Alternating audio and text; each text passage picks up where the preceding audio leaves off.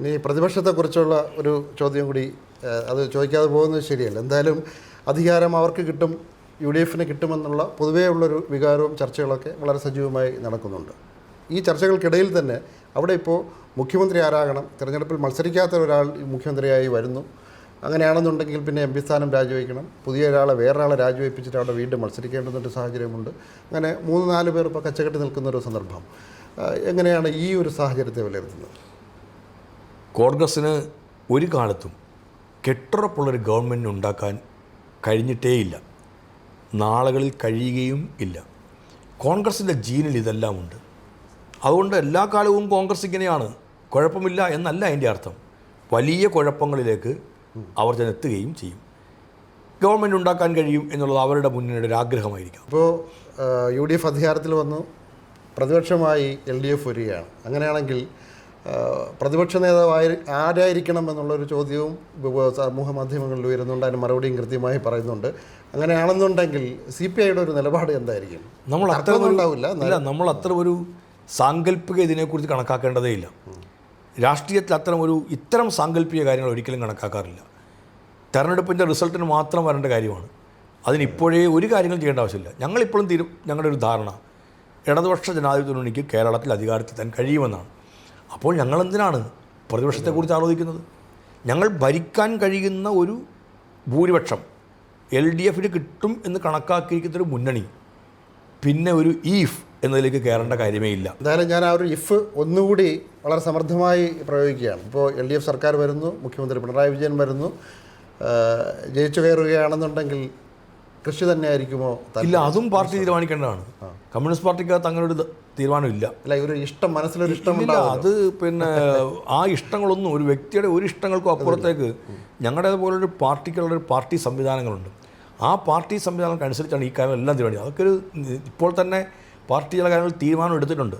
എങ്ങനെയായിരിക്കണം, എത്ര നാൾ ഒരാൾ ചില ചുമതലകൾ ഉണ്ടാവണം, എത്ര നാൾ ഒരാൾ ജനപ്രതിനിധിയായിട്ട് ഒരാൾ എത്ര നാളാണ് നിൽക്കുക. ഈ കാര്യത്തിലെല്ലാം കമ്മ്യൂണിസ്റ്റ് പാർട്ടിക്കൊരു നിലപാടും ധാരണയും തീരുമാനവുമുണ്ട്. കൃഷിയെ ഏറ്റവും കൂടുതൽ സ്നേഹിക്കുന്ന ഒരാളാണെന്ന് ഞാൻ 10-15 വർഷങ്ങൾക്ക് മുമ്പ് പറഞ്ഞിട്ടുള്ള ഒരാളാണ്. കാരണം CPIയുടെ പത്തനംതിട്ട ജില്ലാ സെക്രട്ടറി ആയിരിക്കുമ്പോൾ നമ്മൾ ഏറ്റവും കൂടുതൽ കണ്ടിട്ടുള്ളത് നെല്ല് സംഭരണവുമായി ബന്ധപ്പെട്ട്, താറാവ് കൃഷിയുമായി ബന്ധപ്പെട്ട്, അതുപോലെ തന്നെ അവിടുത്തെ തന്നെ കയർ മേഖലയുമായി ബന്ധപ്പെട്ട പ്രശ്നങ്ങൾ എപ്പോഴും തിരക്കിട്ട് ഓടുന്ന ഒരാളായിരുന്നു. അത്രത്തോളം കൃഷിയെ സ്നേഹിക്കുന്ന ഒരാളാണ്. അതുകൊണ്ടാണ് ഞാൻ നേരത്തെ സൂചിപ്പിച്ചത് ഇത്രയും ആപ്റ്റായിട്ടുള്ള ഒരാൾക്ക് തന്നെ കൃഷി വകുപ്പ് കിട്ടിയല്ലോ എന്ന് പറഞ്ഞത്. അങ്ങനെ ആ വകുപ്പിൽ തന്നെ അവശേഷിക്കുന്ന ഏതെങ്കിലും തരം ഒരു സ്വപ്നം ഉണ്ടോ? ഭാവിയിൽ ഒരു പക്ഷേ ഇനിയും ആ വകുപ്പ് തന്നെ കിട്ടിയാൽ നടപ്പിലാക്കാനുള്ള ഒരു സ്വപ്നം? ഇല്ല, കൃഷി വകുപ്പുമായി ബന്ധപ്പെട്ട് ഏറെക്കുറെ ചെയ്യാൻ പറ്റുന്ന കാര്യങ്ങളെല്ലാം ഈ കാലത്തിനുള്ളിൽ ചെയ്യാനുള്ള പരിശ്രമങ്ങളിലേക്ക് എത്തിയിട്ടുണ്ട്. നമുക്ക് ചില കാര്യങ്ങൾക്കകത്ത്, ഞാൻ നേരത്തെ പറഞ്ഞ കാലാവസ്ഥയായിരുന്നു വലിയ പ്രശ്നം. അത് കണ്ട് ഒരു 2370 കോടിക്ക് മുകളിലുള്ള തുകയുടെ ഒരു പദ്ധതി കേരളത്തിൽ നടപ്പിലാക്കി, പണം ലഭ്യമായി തുടങ്ങി. പുതിയ അഗ്രോ പാർക്കുകൾ വരുന്നു, സംസ്കരണ യൂണിറ്റുകൾ വരുന്നു. ഇതെല്ലാം കേരളത്തിലൊരു പുതിയ അനുഭവമായിരുന്നു. ഒരു പൊതു സ്ഥാപനം കേരളത്തിലുണ്ടായി, കേരള അഗ്രോ ബിസിനസ് കമ്പനി. 365 ദിവസവും ട്രേഡിനും എക്സിബിഷനും ഒക്കെ ആയിട്ട് ഇന്ത്യയിൽ ആദ്യമായിട്ടാണ് സംവിധാനം വരുന്നത്. നമ്മുടെ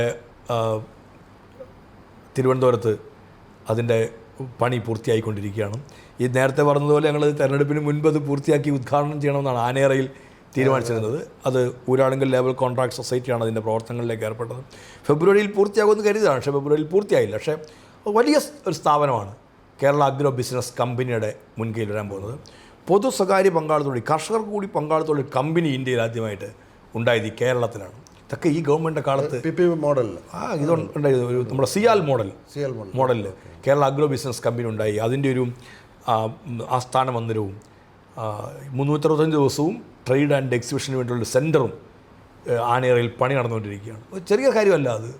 നമ്മൾ മൂല്യവർദ്ധിത ഉൽപ്പന്നങ്ങൾക്ക് പ്രാധാന്യം കൊടുത്തു. ഒരു കൃഷിഭവനൊരു മൂല്യവർദ്ധിത ഉൽപ്പന്നം പറഞ്ഞു, അതിനേക്കാൾ കൂടുതലായി 4000-ലധികം മൂല്യവർദ്ധിത ഉൽപ്പന്നങ്ങളായി.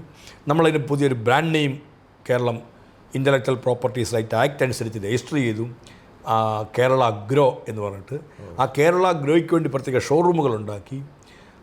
നമ്മൾ മില്ലറ്റിൻ്റെ കാര്യത്തിൽ പ്രോത്സാഹിപ്പിച്ചു. മില്ലറ്റ് കഫേകൾ ഉണ്ടാക്കി എല്ലാ ജില്ലകളിലും. ഇതുപോലെ ബാക്കിയുള്ളവർക്കും ചെയ്യാവുന്ന തരത്തിലാണ്. ഇപ്പോൾ ഇങ്ങനെ നിരവധിയായ കാര്യങ്ങൾ നമുക്ക് കേരളത്തിൽ പച്ചക്കറി ഉൽപ്പാദനത്തിൽ വർധന കൊണ്ടുവരാൻ കഴിഞ്ഞു. നെല്ലിൻ്റെ കാര്യത്തിൽ നമുക്ക് അല്പ വർധനവിലേക്ക് എത്താൻ കഴിഞ്ഞു. ചില പ്രതിസന്ധികളെല്ലാം ഉണ്ട്. നെല്ല് സംഭരണത്തിൽ തന്നെ നിങ്ങൾ അധികം പൈസ കൊടുക്കാൻ പാടില്ലെന്നാണ് കേന്ദ്രം പറഞ്ഞുകൊണ്ടിരിക്കുന്നില്ല. അപ്പോൾ ഈ ഒരുപാട് പ്രയാസങ്ങൾ, ബാങ്കുകൾ നമ്മുടെ മുമ്പിൽ വരുത്തുന്ന ശാഠ്യങ്ങളും പ്രശ്നങ്ങളെല്ലാം. അപ്പോൾ അതിനകത്ത് ഒരു കമ്മീഷനെ ഞങ്ങളുടെ വകുപ്പിൻ്റെ മുൻകൈയിൽ സിവിൽ സപ്ലൈസ് വകുപ്പും കൂടി ചേർന്നിട്ടാണ് ഞങ്ങളൊരു കമ്മിറ്റിയെ വെച്ചു. ബേബി കമ്മിറ്റി റിപ്പോർട്ട് വന്നു. ആ റിപ്പോർട്ടിനെ ഗവൺമെൻറ് അംഗീകരിച്ചു. നാളെ വരുന്ന ഒരാൾക്ക് ഈ ചുമതലകളിലേക്ക് വരുമ്പോൾ നമ്മുടെ മുമ്പിൽ നെല്ല് സംഭരണവുമായി ബന്ധപ്പെട്ട പ്രശ്നങ്ങളുടെയൊക്കെ പരിഹരിക്കാൻ കഴിയുന്ന എല്ലാ കാര്യങ്ങളും എല്ലാ കാര്യങ്ങളും ചെയ്തു വെച്ചിട്ടുണ്ട് ഞങ്ങളിപ്പം. നാളെ അതെല്ലാം ഓരോന്നോരോന്നായി എടുത്ത് നടപ്പിലാക്കാനുള്ളതിലേക്കാണ്.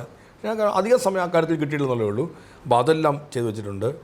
നമ്മുടെ പച്ചക്കറി, നമ്മുടെ മറ്റ് കൃഷികൾ, നമ്മുടെ കൂൺ കൃഷി പോലുള്ള കൃഷികൾ, അതിനകത്തൊക്കെയുള്ള നമ്മൾ ഏർപ്പെട്ടിരിക്കുന്ന കാര്യങ്ങൾ, കൂൺ ഗ്രാമങ്ങൾ, കേരഗ്രാമങ്ങൾ, ഇതൊന്നും കേരളത്തിൻ്റെ ഒരു ചെറിയ കാര്യമായിട്ടല്ല നമ്മുടെ ഒന്നെല്ലാം.